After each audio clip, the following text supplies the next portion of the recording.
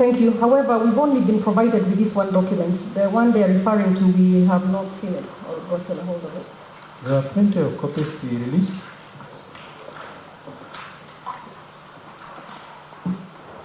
We had 18 copies. Please give.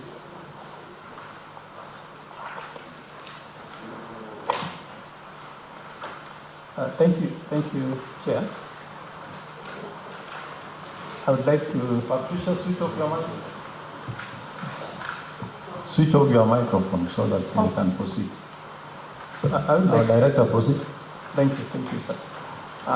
First, I want to state that I want to read the statement, and it will be able to show that what the governor said may not be 100% correct. Please, summary, we don't want a summary or explanation. Thank you. Just go to your document, yes. Make your presentation. Okay. Now, in further details, Nakuru War Memorial Hospital, as has been said, Please, Director, switch page of the document. It's in the third page. The statement is in the third page of the book. Sorry, they're not labeled. The pages are not labeled, but it's dated 26th February 2024. 26th, the document labeled 26th February 2024. Okay, proceed. So, just a quick summary of the historical perspective. Nakuru Memorial Hospital was actually established in 1921, and the evidence we have for that is SHP-1 exhibit. SHP-1 exhibit is in the Director, we want to help you so that members can follow. You read. Yes.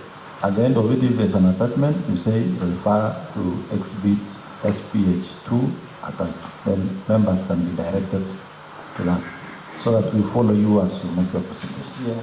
Please.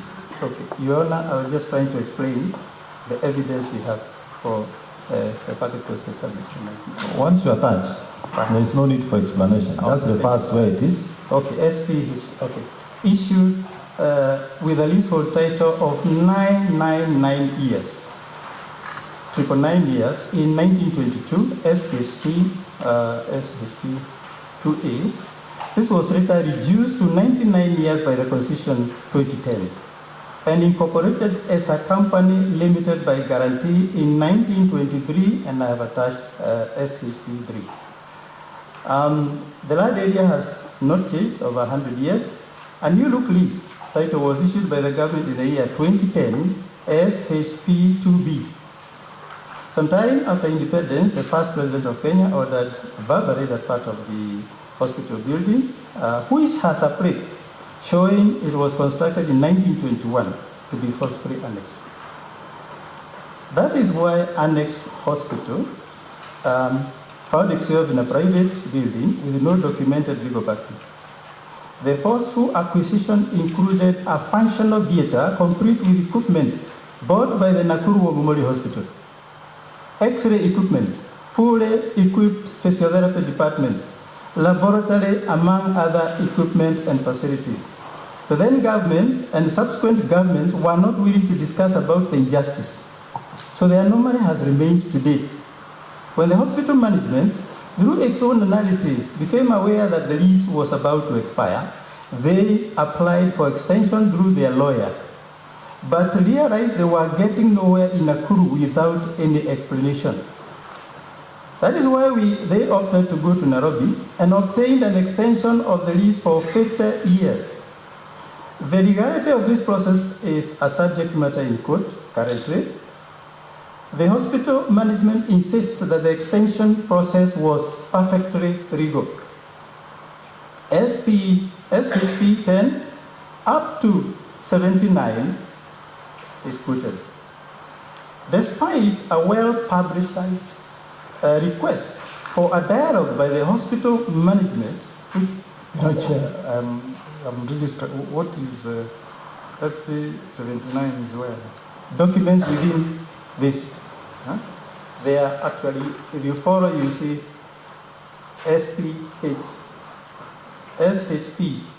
is actually in that order. You see them in the document. To follow. You see they are labeled. Senator Mugini. SHP 10. And the clerk can assist you. You can follow. But Chair, Yes, sir. you need to give a directive, administrative. Next time we should not accept documents that are not numbered, because it becomes a big problem to follow. Has been noted, but we shall allow them to proceed. Clerk can assist you to trace the pages. Yes. But as you leave, we would want to trace where the original document is, because I think the copies are not also clear. Okay. Yeah, so proceed. Sorry, it's because it was short notice. We're not able to get everybody properly. It was not short notice. We wrote to you last year. We were supposed to have had a sitting. It's just only that the meetings were scheduled. Anyway, let us not go there. I have given guidance on what we are going to do, so just proceed and make the I decision. start guided. Thank you. So despite our published request for dialogue by the hospital management the day before, on 27th October 2023, from about 7:30 p.m., the hospital was attacked by the county government led by the county secretary, Mr. Mwaura, who appeared unannounced in the hospital and accompanied by armed police, forcefully disrupted patient care unceremoniously, chased away the staff and the hospital management and carted away patients. The staff were chased away past 11 p.m. to go home on their own and were not allowed to pick their personal items. Video evidence is available if it is allowed, we are able to present, and we are also talking about slide 59 and slide 115 in the PowerPoint presentation. If it is allowed, you'll be able to see the slides. Several patients died. Many were denied access to the critical health services, including over 50 patients who were specifically denied life-saving dialysis services. That is SHP 55. Now, part of this has already been read by the matron, so I'll just directly go to that after what happened, the hospital management went to court and obtained orders protecting it, that is SHP 5. Despite clear court orders, the county forcefully closed the hospital for 11 days before they reluctantly allowed the hospital to reopen. Meanwhile, the county government launched an aggressive media campaign alleging that the hospital management obtained extension of lease through fraudulent means, involving forgeries. Soon, the hospital directors were ordered to appear before the DCI for investigations. They recorded with threats of arrest, death, and destruction of property, SHP 7A, B, and C. They were made to record statements. Meanwhile, contrary to the court orders, the county government took over the control of the hospital again in January 2024. Subsequently, on 19 January 2024, 2 directors were arrested on a Friday so as to spend the whole weekend in police custody without any charges. They were kept in inhuman and unhealthy conditions.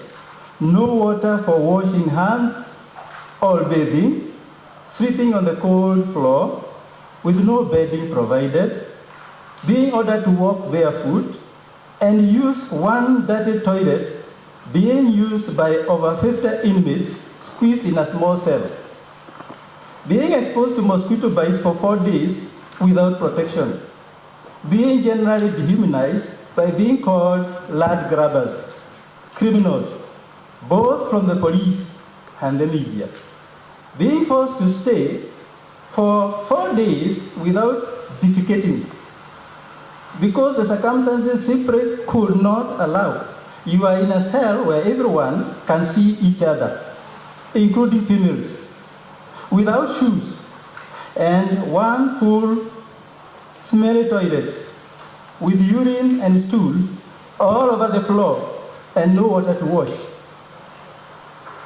On Monday, 22nd January 2024, the directors, together with senior LAD officials, were charged in court with alleged forgery of documents despite their objection with documentary evidence that this couldn't be true since they hired a registered lawyer who handled all the LAD transactions. That is SHP6. Initially, there were 12 counts. Later, substituted 23 counts, which included 3 people jointly forging one signature. 3 people jointly forging one signature. Despite clear court orders to the contrary, on Tuesday, 23rd January 2024, at 2:40 a.m., the county government, again led by the county secretary, Mr. Mwaura, attacked the hospital and with the assistance of county askaris, forcibly evicted the hospital staff and destroyed the CCTV cameras. We have a link there, but if it's allowed, we'll be able to show it. Today, the hospital staff and management have been denied access to the hospital despite numerous court orders. Currently, goons are being used to block access to the hospital. Currently, goons are being used to block access to the hospital. There is a video evidence showing that the goons smoking some stuff inside the hospital under armed police protection. It also shows some items being removed from the hospital with no action from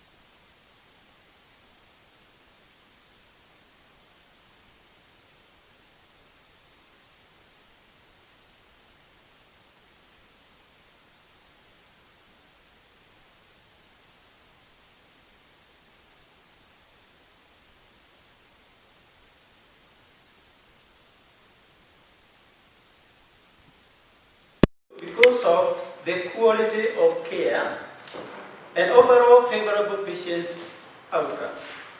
All these have lost their regular income, but the hospital remains hopeful that if the services resume soon, all will be fully reabsorbed. Currently, the hospital management is unable to pay salaries because of payroll inaccessibility. Unfortunately, many patients are currently suffering. Some died or are dying. The full extent will only be known after opening and getting the records, and next of kin to open up. There is documentary evidence that prior to the attack, and despite strict compliance with all the annual returns as per the law, after numerous reminders, the government refused to update the CR12 and did not explain the reasons for this. Below are experiences as recorded by traumatized and agitated staff. Director, we are not allowing you to make reference to that, as that's a form part of the... I started. There is some skip. Those ones are moved to the next. There's more without